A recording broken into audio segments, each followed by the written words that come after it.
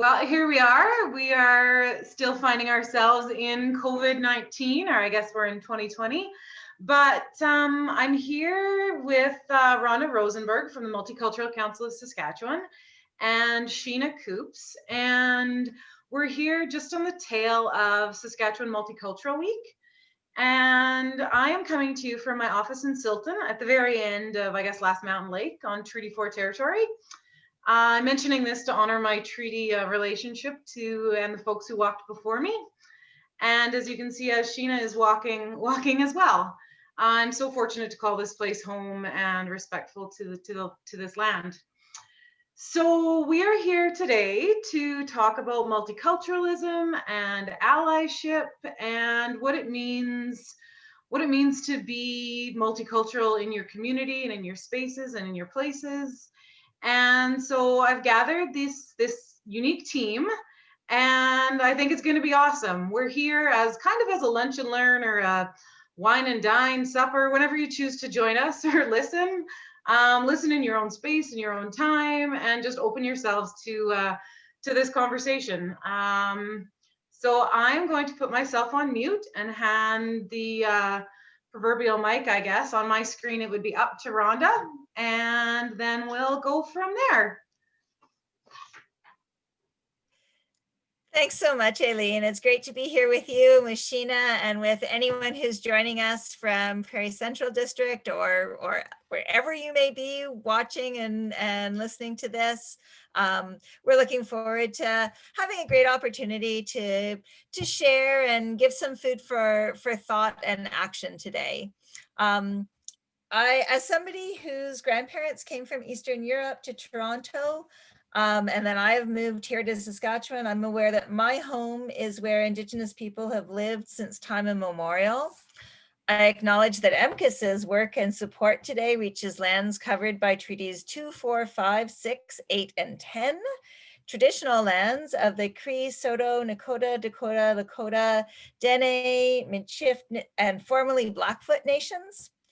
These treaties serve to govern relationships between Indigenous and non-Indigenous people. We recognize that we all have benefits and responsibilities under these agreements, acknowledge the harms and injustices of ongoing colonialism. We dedicate our efforts to these territories and to working together in partnership and in a spirit of collaboration and change. We are all treaty people. We're also always thankful for the support of Saskatchewan Lotteries through SaskCulture. So today's topic is around being an ally. And we want to talk about what it means to be an ally. And although ally in terms of English speech is in fact a noun or a verb, there's like, you can ally yourself with someone, but when you say an ally, yeah, it's a noun. However, it is not a label that we can give ourselves and just rest in. It's not like a permanent stuck to us label that we can, and certainly not something that we give ourselves usually. It's not an identity in and of itself. Think of it in terms of being a process of building relationships. When we talk about treaty relationships, we're talking about relationships. When we're talking about being an ally, we're talking about relationships. Those relationships need to be based on trust, consistency. So time and time again, accountability with people who are marginalized or oppressed in different ways. It's an active, time after time after time, and often difficult, often emotionally difficult practice of unlearning, reevaluating, learning, relearning, in which a person in a position of privilege in one part of their identity, and we're going to look at that too, seeks to operate in, here's a key word, in solidarity with people who are oppressed in that aspect of identity. So let's talk about privilege and oppression a little bit. I really like this wheel. Different people use different images to talk about privilege and oppression, and I do like this. So if we look at our little P in the center here, that's like where the wheel's axle is, and it's nice and all greased up and things flow really smoothly there. And when we sit in a center place where we have privilege, we don't even have to be aware of what's going on the outside of the wheel, where there is, especially as it rolls around to the bottom, a lot of pressure. And so when we think about oppression, think about getting squashed under the wheel like that. That's kind of the experience of being oppressed, is that feeling of being squashed. Now, the other thing I really like about this wheel is that our identities are so multifaceted. And so there are many aspects of identity in which we may sit in any position along the spokes of these wheels. So we may be right near this in gender. If we are a cisgender man, we're going to be right near this. Oops, where'd my mouse go? It's gone. We're going to be right near the center where the P is. However, if I am trans, I'm going to be right out at the edge of this wheel in terms of gender. For myself as a cisgender woman, I'm probably somewhere in the middle here, right? One of the things that is interesting about a wheel is that the people on the outside of the wheel are very well aware of what's going on towards the center.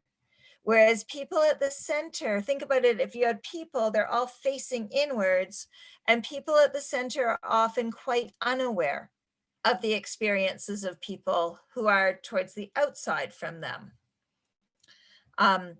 So we have we have ethnocultural heritage. You could also put in here, another spoke would be perceived race. We know that race is not biological, but the ways that people see us are racialized. And so we definitely have privilege and oppression along that spoke that's important. We have socioeconomic status, sexual identity, faith and spirituality and ability. These are just some. You could have age in here, you could have physical appearance, you could have education level, and they're all, each one is a spectrum. I just want to see if there's anything else I wanted to. So most people, not everybody, but most people have aspects of our identities that are more privileged and other aspects of our identities that are more oppressed. That's normal. Most people are not 100% privileged or 100% oppressed. But when we talk about this term intersectionality, we are thinking about what happens, the impact on people's lives when they are on each spoke towards the oppression edge in more than one aspect of their identity. Then we've got an intersection of those oppressions, and the impact on lives tends to be exponential. That when we are say we're thinking about an Indigenous woman, right? And we know about the issues of missing and murdered Indigenous women. That's just one issue.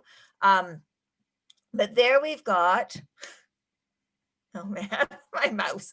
We've got an issue of gender and also of perceived race that's going on there. And so that's why when people are talking about intersectionality, that's what they're talking about.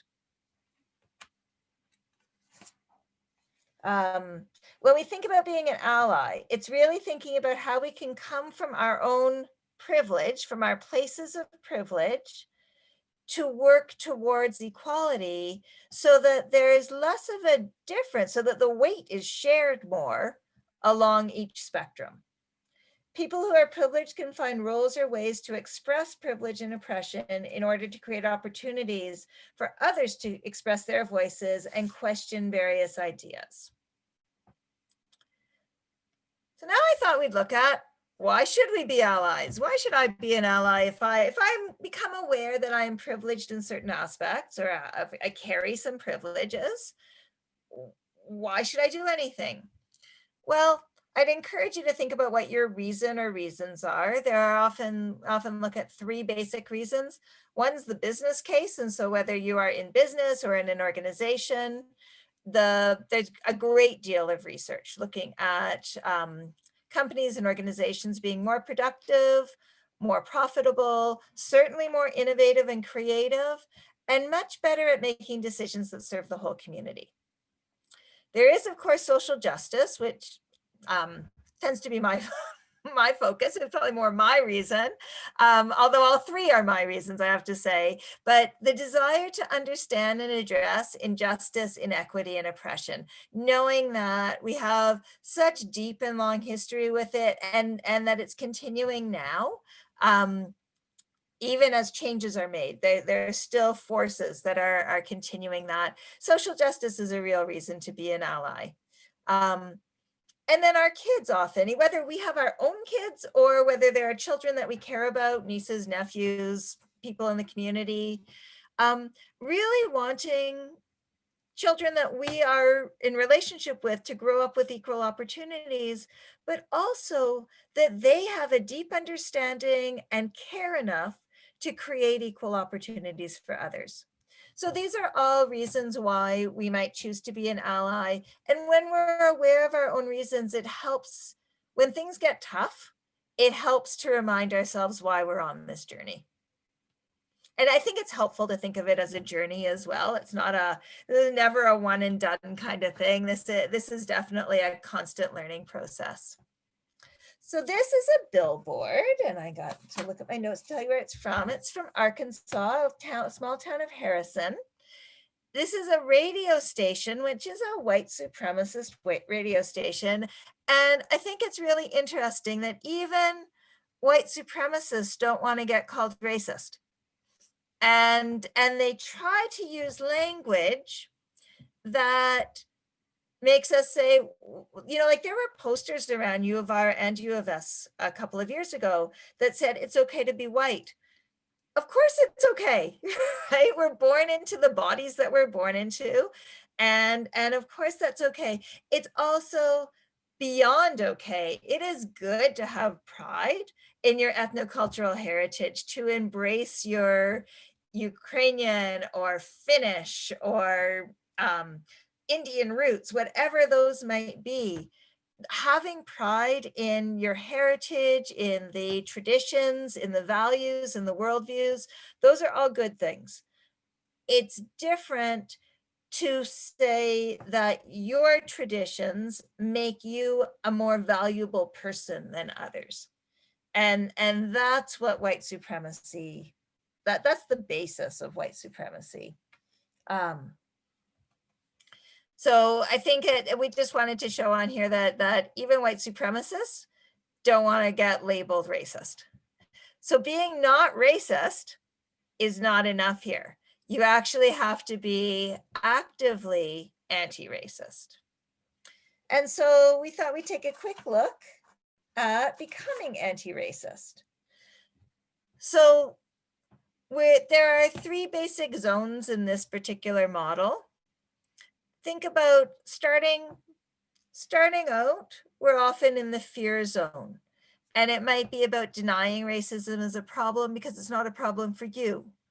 Avoiding discomfort, right? Tending towards people who look and think and act and dress in similar ways to you. So those would be kind of when you're in the fear zone. Is there something wrong with being in the fear zone? It's a place where we begin from. If you are in the fear zone and are just fine with that, you need to recognize that there are aspects of being there, if you're stuck there, that continue to create harm to other people. And so that's where I would encourage you, if you feel like you're there, look at it absolutely as a place to begin a journey. Then there's the learning zone. And of course, that's where we begin that journey, is starting to learn that we understand that racism or other kinds of oppression are problems now, not just in the past, that we begin to be okay with feeling uncomfortable around different questions. we start to be able to see our own privilege in the ways that we're treated in stores or restaurants, and the ways that our own histories might be taught about in school compared to other people's histories. We engage in conversations, we engage in learning through books and webinars and movies. It can be fiction. Fiction can be very educational too. Check your sources. Make sure that they are good ones. Being willing to be a little bit vulnerable. So it's not easy, but it is accessible. And then when I'm in the growth zone, I have bigger capacity to really identify how I personally benefit from racism. I have more confidence and more resources to advocate, more comfort with discomfort, and really being willing to speak up, to stand up, to pass the mic. All of those kinds of things are about being in the growth zone. Can you reverse that one sec, Rhonda? Absolutely. I was just thinking that if and I'll like screenshot this and share this as a link, but I think it would be really helpful for folks if they even picked kind of a starting spot on where they are, and maybe like one space in the learning or two in the growth, and just kind of gave themselves some space to recognize that growth. Yeah. Absolutely. I think that that's really important. And as I said, when we first started looking at this, we are all on a journey that will never be finished, right? None of us are ever done this journey. And so it's always we're learning and growing. And so wherever you are, yeah, like figure out where you are on there. Because this just like those spokes in the wheel, this is a spectrum, and this one's an infinite spectrum. And so yeah, kind of pick where you think you are now, and maybe pick a couple of activities that, and we'll get into that a little bit later, that you think would help move you along. So some of the ways to help us move along are, we start by doing no harm. We don't want to reinforce that oppression scale. We're going to pay attention to people. We're going to pay attention to the language people use to talk about their own cultures, their own faiths, their how to say their names, the pronouns that they want us to use about them. We're going to be aware of microaggressions, those little things. I think of microaggressions as sandpaper. And if you rub, that looks terrible. If you rub sandpaper against your arm once, yeah, big deal. That doesn't hurt. But if you were constantly, daily rubbing sandpaper against your arm, it's going to get really raw. And we think of those little getting followed around in a store, the way somebody looks at you, the way somebody might cross the street when you're walking down the street. All of those things are not big actions, but they're microaggressions that are like sandpaper rubbing us raw every day. It's about taking responsibility for learning, unlearning stuff. There's stuff in that I learned when I was in school learning about Indigenous people, who we called Indians at that time, that I'm young enough that we didn't get language about savages, fortunately.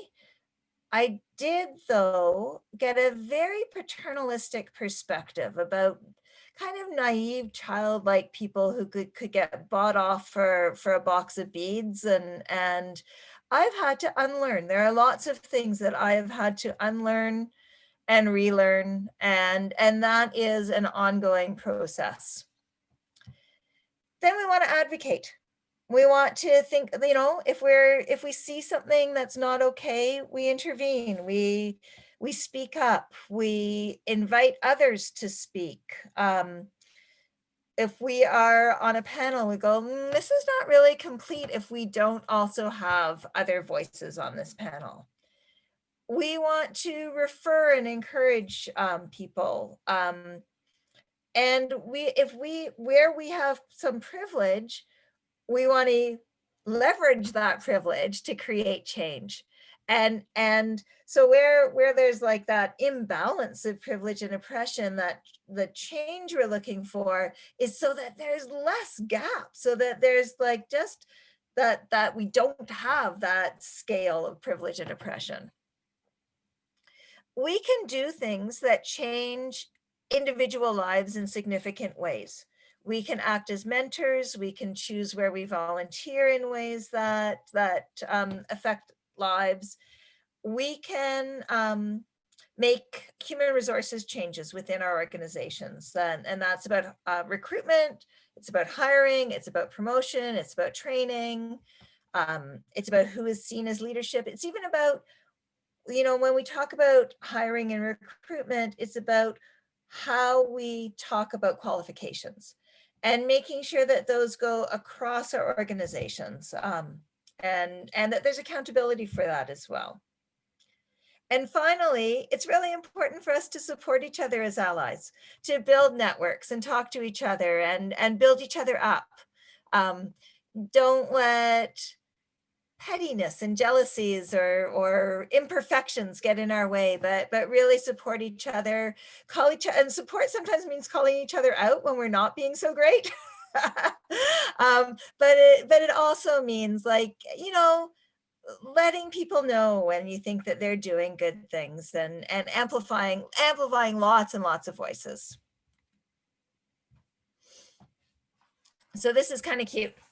The anatomy of an ally: a mouth to speak out against injustice, a nose to sniff out bias, eyes to identify privilege, ears to listen, a heart to cultivate empathy, and hands to take action.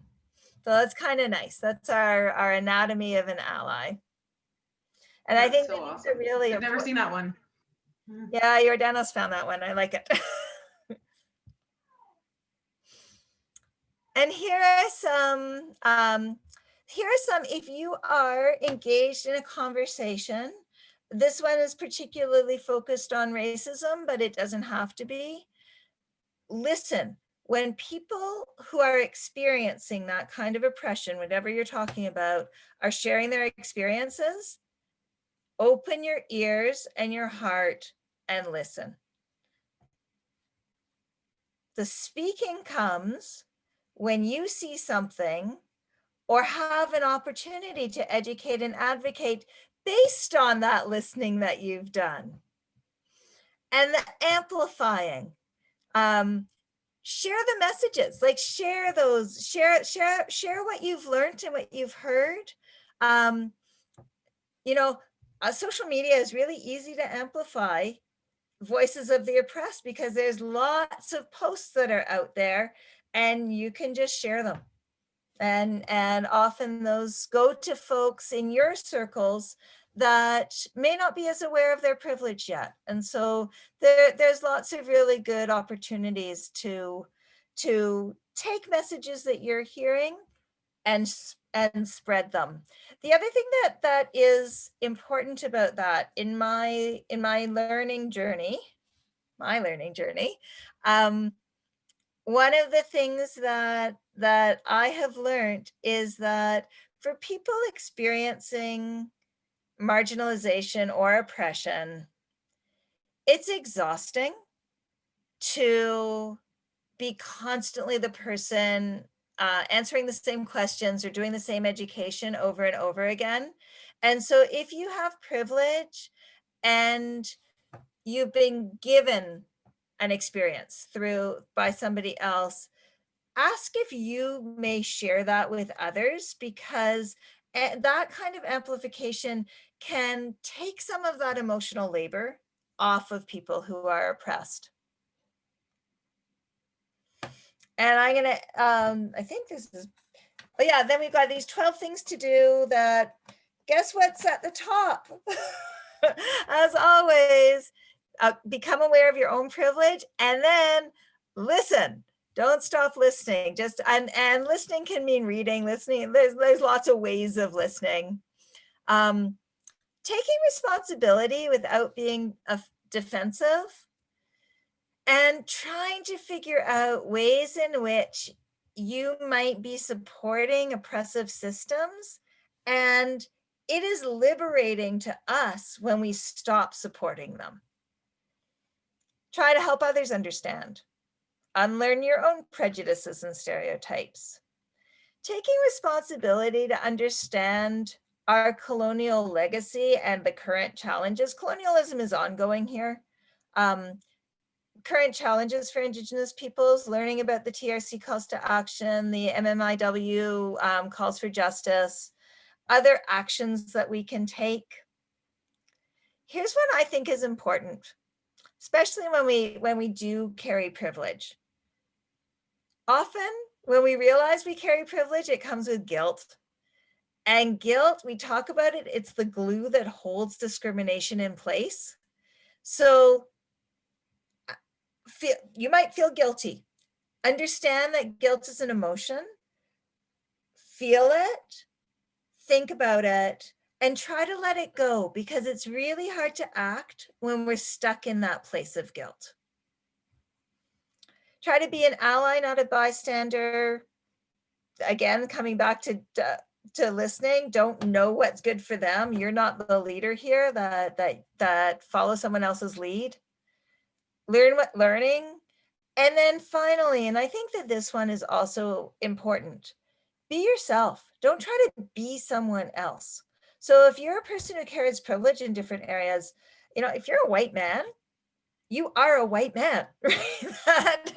that stay within your own identity and own that, rather than trying to be someone who you're not. And that's really important. And finally, here's a conversation that if we were together, we might be in breakout rooms and talk about, but at this time we're not. So I'm gonna offer this to you as an opportunity. What is something that you can do right now? And I think Aileen was hinting at it when we looked at that nice circle diagram. Where am I? Think about where I am right now. And what's something that I can do? It can be one action to be a more effective ally in my organization or my community. And then you might think or talk with others about what supports do you need to do that? Because let's understand though that this is not about individual. Sometimes some stuff we can do individually, but collectively we're so powerful. And so think about what kind of support you might need. And support might be learning, support might be connection. That might just look different for different people. And Aileen mentioned that we're doing this just coming out of Saskatchewan Multicultural Week, and we do a Who's Your Multicultural Superhero campaign. I think of allies are acting like superheroes in lots of ways, that they're doing something that is making a difference in their communities for the better. And they don't need hero worship, but recognition of making a difference is good. And so we're gonna have a chance to hear from a wonderful Fort Capel superhero, and I'll let Aileen introduce her. I'm not even sure if Sheena has seen her multicultural superhero video. Did you see that, Sheena?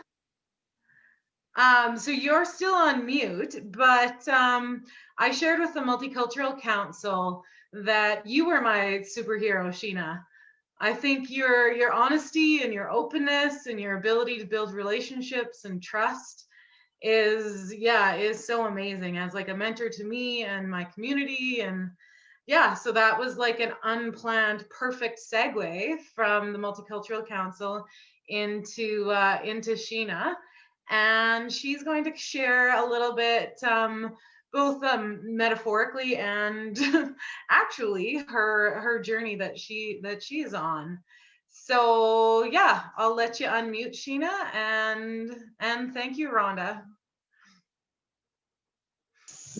Oh, I'm so happy to be here, and I'll have a shout out to Rhonda in a second, but first I'll just give a little context, I'm zooming in from Fort Capel today, and I started when Rhonda started sharing. I was walking down my lane, and I've passed the ski hill and the powwow grounds and the Treaty 4 Governance Center, and now I'm at All Nations Healing Hospital, and you can see the flags waving in the background, and we have the Treaty 4 flag, the Saskatchewan flag, the Union Jack, and the Canada flag.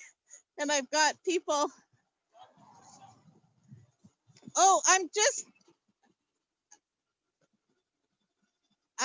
there's somebody wanting to talk to me for a second here. Hi, I'm on a Zoom call. Okay, I was just turning around in your yard and I tapped the post. Oh, Rhonda, I wonder if you could stop. Oh, yeah, that's life. Thank you. Yeah, no, take care. I was a teacher at Bird Fox Community High School, which is just across the highway there. And in 2011, I started hearing a lot about treaties, and I realized a little bit before that, I was maybe 2007 when it became mandatory that we be teaching about treaties. I realized I didn't know much about the treaties. Like Rhonda, I was very grounded in anti-racism and sharing that with my students. But I often found a lot of resistance when I would be sharing these concepts. And then during the summer, I was writing in my morning pages, that just randomly I wrote, I should walk to school next year. And as I walk, I should meditate on the treaties. And this just kind of came to me from that other place that ideas come from. And so I started in 2011. I walked to school for 200 days along this exact route across the highway through the football field. It was a very mild winter. I was so lucky. And I started teaching myself about the treaties and about allyship. And that's almost 10 years ago. I think that's 9 years now that in one way or another, I've been on a journey that I've been calling treaty walks. And some of the things that I've been learning recently is the idea of being a treaty relative. And so I don't even, like Rhonda was saying, that we don't really want to be calling ourselves. I'm going to just start heading back so I can show you the powwow grounds before we sign off here. But as Rhonda was saying, we don't want to say, I'm an ally and kind of pronounce this upon ourselves. It's more what we hope other people would see us as. So we offer things. And the same I've learned through understanding some of the concepts around treaty that Indigenous knowledge brought, this idea of Wakotowin, that in the treaties that we were to become relatives. And so and my students have been telling me this for years. In fact, Rhonda, remember when I was working with a group of youth and we were given the name Oski Pimo Tatamwak Oteisini Wow, and that meant they are into their new journey to knowledge. And Rhonda and her colleagues invited us to get some training. And anyway, that group, they often, they would call me a mama bear, or I would say I'm your kooky auntie. And we used relative metaphors all the time, but I was kind of thinking that was always a metaphor. And then when I started to learn some of the concepts behind treaty, I realized, no, that through treaty, we were to become relatives. And that really, but again, it's kind of maybe presumptuous if we say I'm your relative, but we don't act like a good relative. And I've had some good teachings. I'm thinking about Elder AJ Felix from Treaty 6 territory, who talked to me about relatives one time, and the first part of the teaching was that our relatives haven't been very good relatives. But when I said, after we had talked for a bit, I said, oh, I wish, and it was actually just up here at the Treaty 4 grounds where we had this conversation, because he comes every year here. And I, after we had talked for a bit, I said, I wish my grandparents could meet you. And he said, I said, I wish they were here. And he said, oh, they're here. And so that, out of love for my own people, I want to be a good relative, you know, and I think that's how we need to come to treaty, is understanding that our people have not been good relatives. We thought when we came to this land, we have the settler myth that it was empty, and that, you know, and that our people worked hard and this is ours now. And that's not the way we were accepted into this place. And so out of love for my ancestors, that's one of the things that really motivates me. Just coming up to the Treaty 4 grounds here. This would have been my walk home when I was treaty walking every day. My little rule was I would walk to school every day the buses ran. So here are the grounds.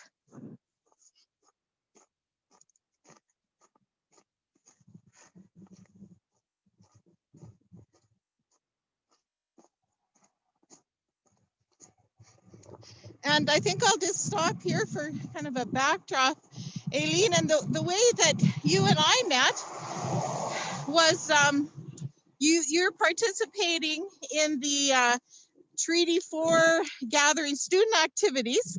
And so we've been working together for a few years.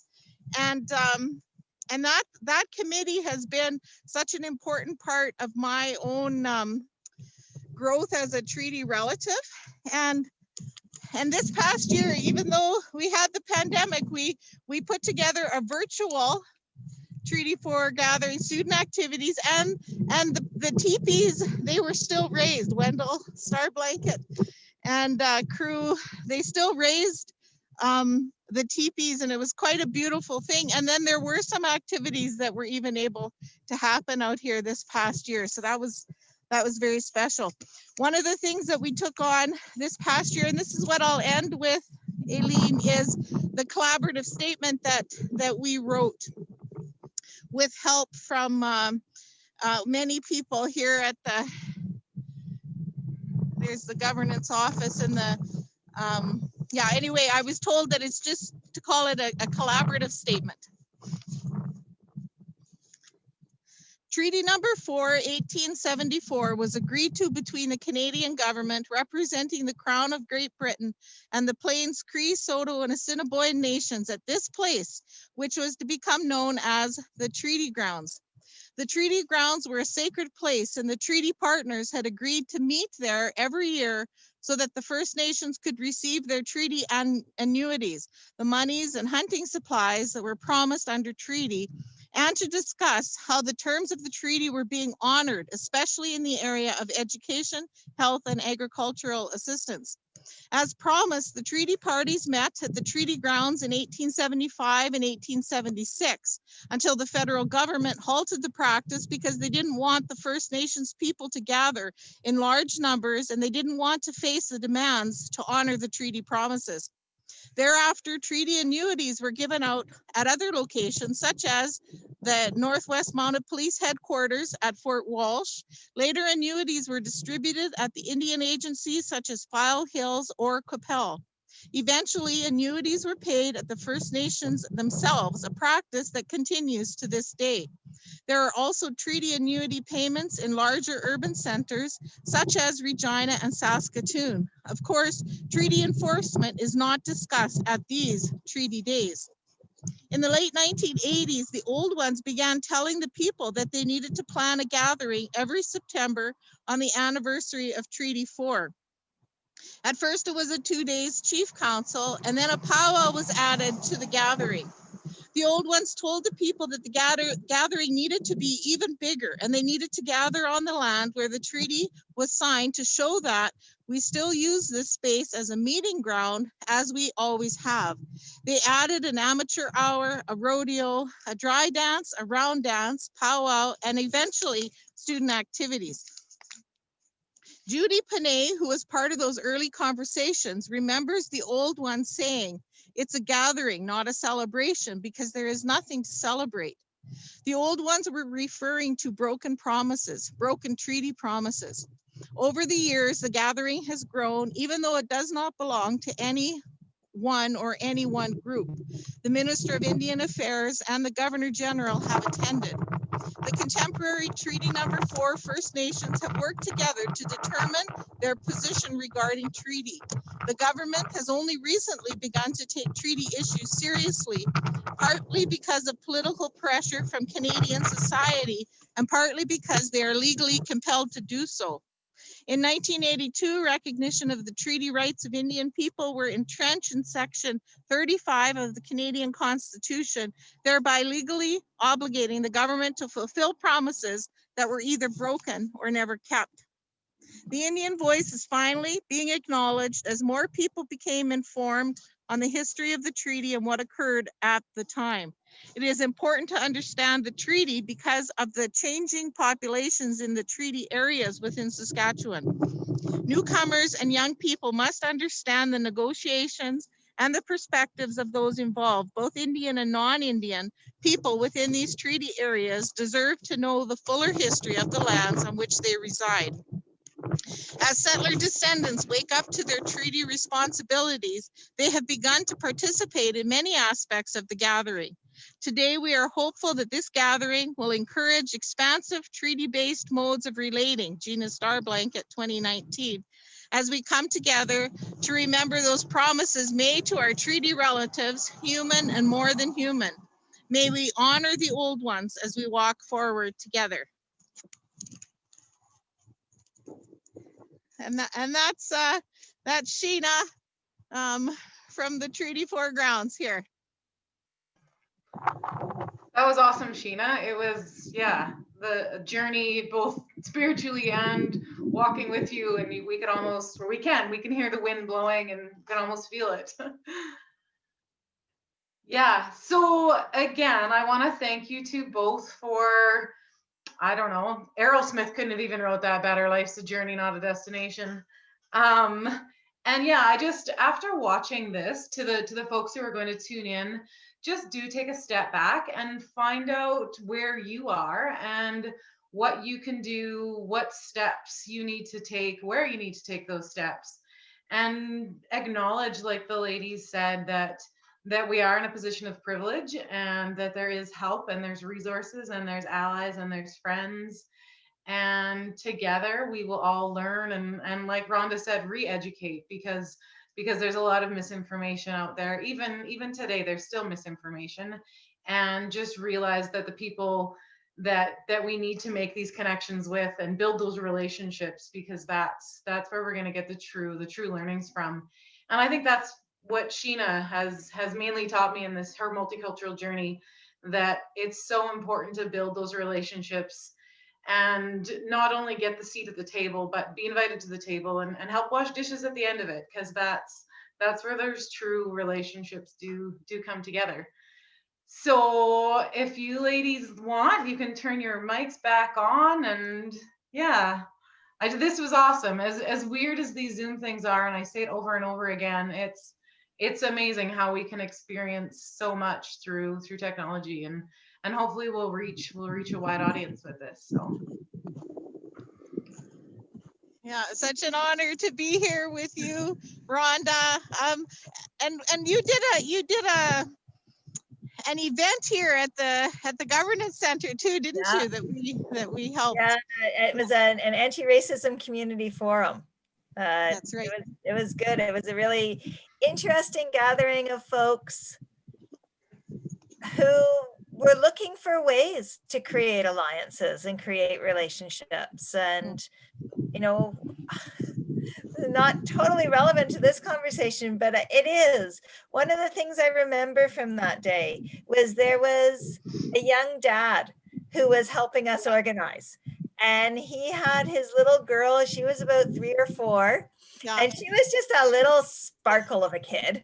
And at one point, because we were in the governance center where Treaty 4 chiefs meet, and there's like a big circular space with mics, and all of a sudden she figured out how to turn the mic on, and she started singing in the mic when we're having these conversations. And you know what I want to say about that really ties to what Sheena was saying is sometimes, and what I was saying too, it's about sometimes having those multi-generational gatherings remind us of the young ones who we want to create. We want to set the foundation so that they're not fighting the same battles we're fighting. They're not having the same struggles. They might have different ones, but that we want to move things along so that life is better for them. And sometimes having our children there really helps to remind us that of that motivation and also of their playfulness and their forgiveness and their willingness to be wrong.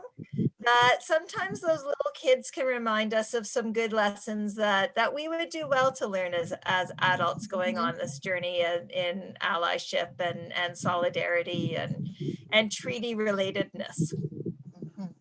Yeah, that's a shout out to Chris Sear and his daughter Lily.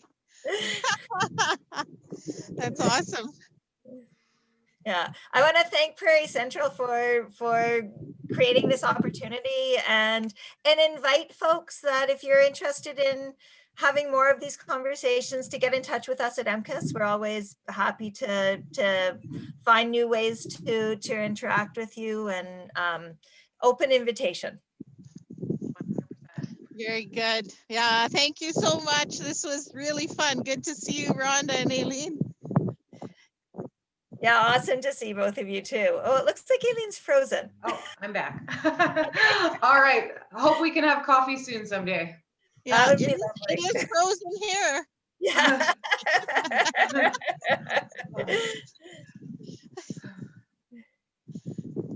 Okay, bye-bye. I'm gonna turn. Take care.